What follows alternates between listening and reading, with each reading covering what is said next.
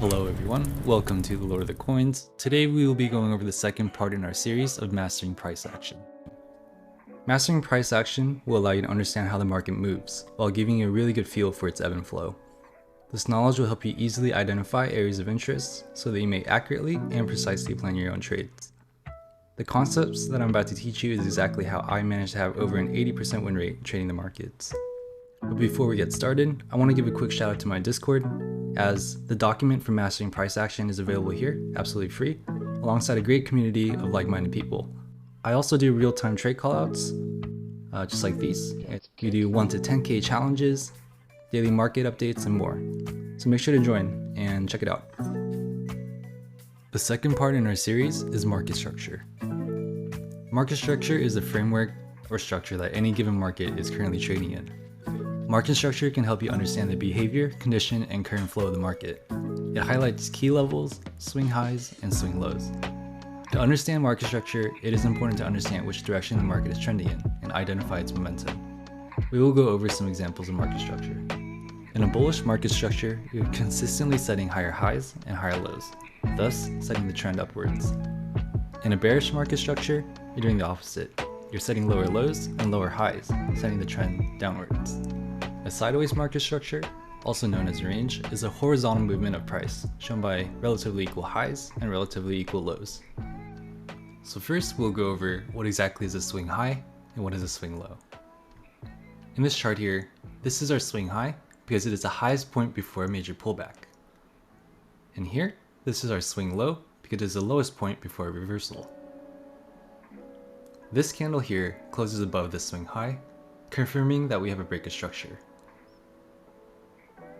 Down here, this candle does not close below this swing low, so we do not have a break of structure. Thus, the trend is continuing upwards. We will now go over the two types of break of structures. The first type is to use the wick. If a wick goes over the previous swing high, some may consider this a false break of structure, but I consider it a more aggressive break of structure. The second type of break of structure is to use a candle body close.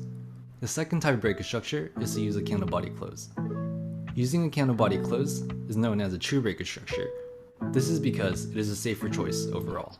I prefer to use a candle body close as it is much more accurate. We will now go over bullish and bearish market structure on a real life chart. This is on Bitcoin on July of 2022. As you can see, when Bitcoin had a bullish market structure, we were consistently setting higher highs and higher lows, thus propelling the price upwards. When Bitcoin had a bearish market structure, we're consistently setting lower lows and lower highs, thus propelling the price downwards. Now that we understand what is a swing high, swing low, bullish market structure, bearish market structure, and a break of structure, we will now cover the last topic to complete our understanding of the market structure, which is a change of character. A change of character is the point at which price action shifts from bullish to bearish, or bearish to bullish. For a bearish change of character, the last internal low that formed, the highest high, will be broken. For a bullish change of character, the last internal high that formed the lowest low will be broken. It is important to note that you have to be careful with change of characters, as they can give you false signals and end up being a liquidity grab. For example, you have a change of character here, but the market continues up, sweeping up all the liquidity of people who went short right here. It is very important to identify the difference between a break of structure and a change of character. A change of character is just a reversal in a trend, while a break of structure is a candle close above a previous swing high or a previous swing low. We will now go over an example of a change of character. As you can see, this is the highest high, which is the swing high. This is the change of character. The last internal low formed the highest high. So when it is broken by this candle here, this is a signal and a shift in the trend. And as you can see, after the change of character, we started forming lower lows and lower highs, thus reversing the trend of the market. Finally, we'll put together all the concepts we learned in this video to analyze the market structure of Bitcoin. As you can see, we have bearish market structure here, bullish market structure, bearish market structure, and then bullish market structure. And every time it changes, we can see that we denoted with this change of character and this blue dotted line, the lowest internal low. So the lowest internal low that forms the highest high, which is the swing high, always sweeps all the liquidity prior. So after you have this liquidity sweep and a change of character, you can see the market reverses. Vice versa. Down here, you have this liquidity sweep and this candle closes above, so we have the change of character and the market reverses. And then, to confirm the break of structure, we have this candle close. The liquidity sweep is really important to note, as on this channel, we always want to trade alongside the market makers, and their favorite thing to do is sweep all the liquidity.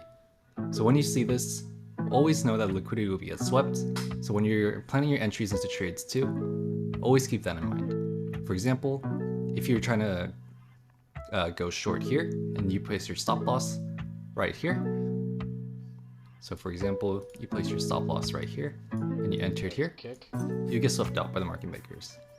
So always keep that in mind when you're trying to enter a trade. As a bonus, I'll be giving my current outlook on Bitcoin. As you can see, we had this impulse move here. So now we have this impulse range top and this impulse range bottom. Market makers love to do impulse moves like this, especially after periods of accumulation. This is how they grab all their liquidity.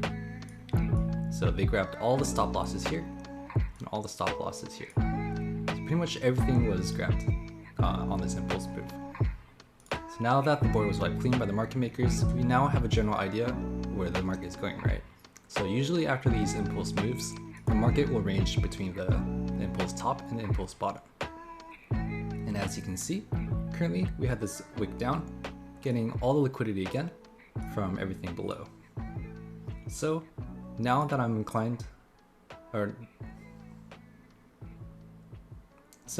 after this move, I'm inclined to think that market makers are now going after the liquidity of everything above here.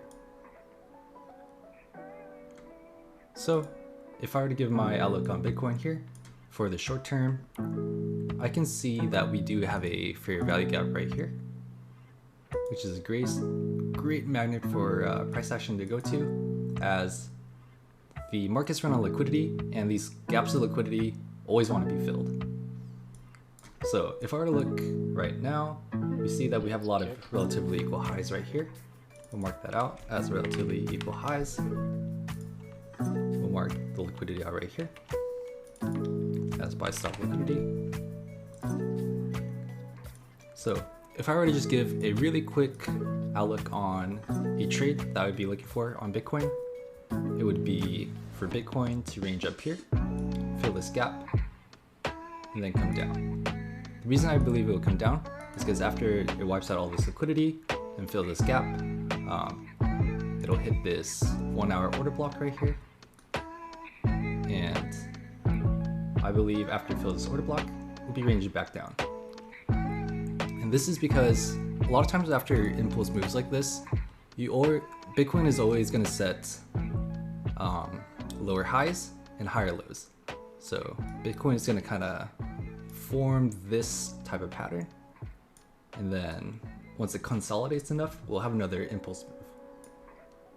As you can see, so if I kind of zoom out a bit, it's just what Bitcoin's been doing for a while now. It'll consolidate, impulse move, consolidate, impulse move, consolidate, impulse move, go back, consolidate, impulse move. So this is just kind of what Bitcoin's been doing. So I believe it's a really smart idea if Bitcoin's been doing this for a while, that it'll continue to do this until proven otherwise. So I believe this is a relatively high probability setup for a trade that I will go short here. Probably set my entry at the end of this fair value gap, place my stop above this bearish order block, and look for profit targets below this liquidity that has not been taken yet.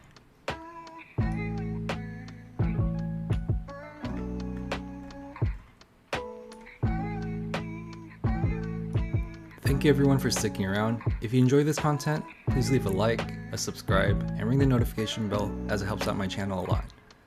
I sincerely hope to bring you guys more value from my videos, and will continue the series as it is everything that has really helped me become a better trader.